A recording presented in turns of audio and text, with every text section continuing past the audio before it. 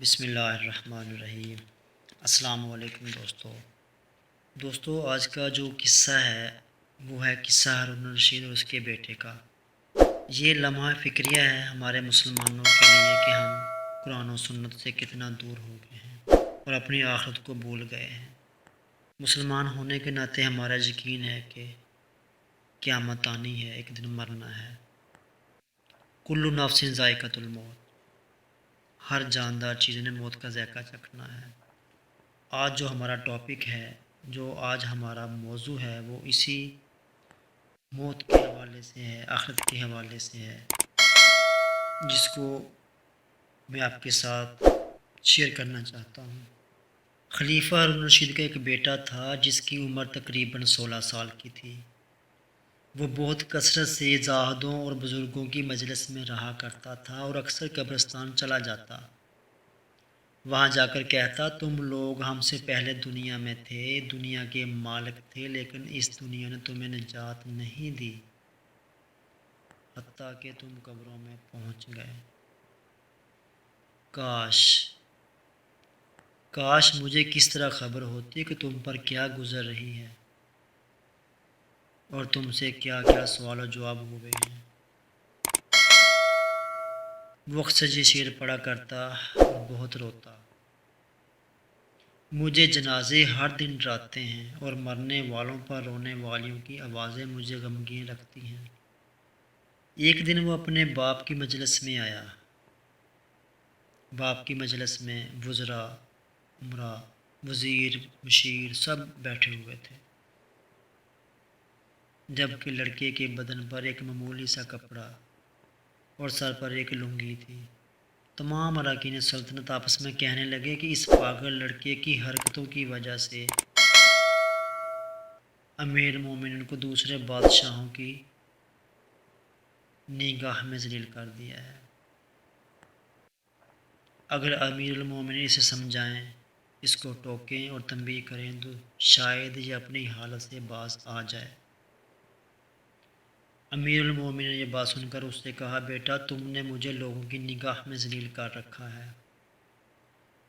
اس نے یہ بات سن کر باپ کو کوئی جواب نہیں دیا، لیکن ایک پرندہ وہاں بیٹھا تھا، اس کو کہا کہ اس ذات کا واسطہ جس نے تجھے پیدا کیا، تم میرے ہاتھ پر آ کر بیٹھ جاؤ۔ وہ پرندہ وہاں سے اڑ کر اس کے ہاتھ پر آ کر بیٹھ گیا، پھر کہا اپنی جگہ پر چلا جا۔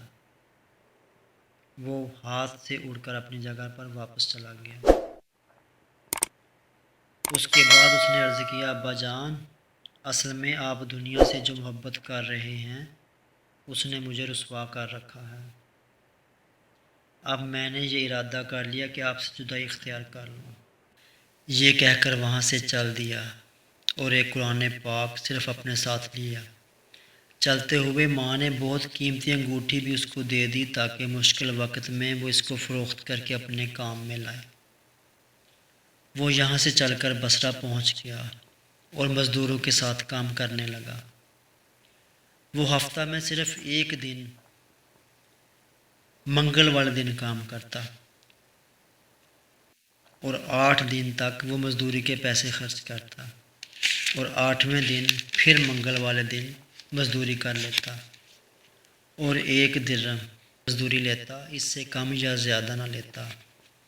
ابو عامر بصری رحمۃ اللہ کہتے ہیں کہ میری ایک دیوار گر گئی تھی، اس کو بنوانے کے لیے میں کسی معمار کی تلاش میں نکلا۔ کسی نے بتایا کہ یہ شخص بھی تعمیرات کا کام کر لیتا ہے۔ میں نے دیکھا نہایت خوبصورت لڑکا بیٹھا ہوا ہے، ایک زنبیل پاس رکھی ہوئی ہے، قرآن شریف دیکھ کر پڑھ رہا ہے۔ میں نے اس سے پوچھا کہ لڑکے تم مزدوری کرو گے؟ کہنے لگا، کیوں نہیں کریں گے، مزدوری کے لیے تو پیدا ہوئے ہیں، آپ بتائیں کیا خدمت مجھ سے لینی ہے؟ میں نے کہا، گارے اور مٹی کا کام لینا ہے۔ اس نے کہا، 1 درہم مزدوری لوں گا، نماز کے وقت میں کوئی کام نہیں کروں گا، مجھے نماز کے لیے جانا ہوگا۔ میں نے اس کی دونوں شرطیں منظور کر لیں اور اس کو کام پر لگا دیا۔ مغرب کے وقت جب میں نے دیکھا تو اس نے 10 آدمیوں کی بقدر کام کیا، میں نے اس کو مزدوری میں 2 درہم دیے۔ اس نے اپنی شرط سے زائد لینے سے انکار کر دیا اور 1 درہم لے کر وہاں سے چلا گیا۔ دوسرے دن میں پھر اس کی تلاش میں نکلا، وہ مجھے کہیں نہیں ملا۔ میں نے لوگوں سے تحقیق کیا کہ ایسی صورت کا ایک لڑکا مزدوری کیا کرتا ہے، کسی کو معلوم ہے کہ وہ کہاں ملے گا؟ لوگوں نے بتایا کہ وہ صرف منگل والے دن ہی مزدوری کرتا ہے، اس سے پہلے تمہیں کہیں نہیں ملے گا۔ مجھے اس کے کام کو دیکھ کر ایسی رغبت ہوئی کہ میں نے 8 دن تک اپنی تعمیر بند کر دی اور منگل کے دن اس کی تلاش میں نکلا۔ وہ اسی طرح بیٹھا قرآن شریف پڑھتا ہوا ملا۔ میں نے سلام کیا اور مزدوری کرنے کا پوچھا۔ اس نے وہی پہلی 2 شرطیں بیان کی، میں نے منظور کر لی۔ وہ میرے ساتھ آ کر کام میں لگ گیا۔ مجھے اس پر حیرت ہو رہی تھی کہ پچھلے منگل کو اس اکیلے نے 10 آدمیوں کو کام کس طرح کر لیا۔ اس لیے اس مرتبہ میں نے چھپ کر دیکھنے کا ارادہ کیا اور ایسی جگہ چھپ گیا کہ وہ مجھے نہ دیکھے اور اس کے کام کرنے کو دیکھتا رہا۔ تو یہ منظر دیکھا کہ وہ ہاتھ میں گارا لے کر دیوار پر ڈالتا اور پتھر اپنے آپ ہی ایک دوسرے کے ساتھ جڑتے چلے جاتے۔ مجھے یقین ہو گیا یہ کوئی اللہ کا ولی ہے اور اللہ کے اولیاء کے کاموں کی غیب سے مدد ہوتی ہے۔ جب شام ہوئی تو میں نے اس کو 3 درہم دینا چاہے، اس نے لینے سے انکار کر دیا کہ میں اتنے درہم نہیں لوں گا، اور وہ اپنی شرط کے مطابق 1 درہم لے کر چلا گیا۔ میں نے 1 ہفتہ پھر انتظار کیا اور تیسرے منگل کو پھر میں اس کی تلاش میں نکلا، مگر وہ مجھے نہ ملا۔ میں نے لوگوں سے تحقیق کی۔ ایک شخص نے بتایا کہ وہ 3 دن سے بیمار ہیں، فلاں ویرانے جنگل میں پڑا ہے۔ میں نے ایک شخص کو اجرت دے کر اس پر راضی کیا کہ وہ مجھے اس جنگل میں پہنچا دے۔ وہ مجھے ساتھ لے کر اس جنگل ویران میں پہنچا تو میں نے دیکھا کہ وہ بے ہوش پڑا ہوا ہے۔ آدھی اینٹ کا ٹکڑا اس کے سر کے نیچے رکھا ہوا ہے۔ میں نے اس کو سلام کیا، اس نے جواب نہ دیا۔ میں نے دوسری مرتبہ سلام کیا تو اس نے آنکھیں کھول لیں اور مجھے پہچان لیا۔ میں نے جلدی سے اس کا سر اینٹ پر سے اٹھا کر اپنی گود میں رکھ لیا۔ اس نے سر ہٹا لیا اور کہا، میرے دوست، دنیا کی نعمتوں سے دھوکے میں نہ پڑ۔ عمر ختم ہوتی جا رہی ہے اور یہ نعمتیں سب ختم ہو جائیں گی۔ جب تو کوئی جنازہ لے کر قبرستان میں جائے تو یہ سوچتا رہا کر کہ تیرا بھی ایک دن اس طرح جنازہ اٹھایا جائے گا۔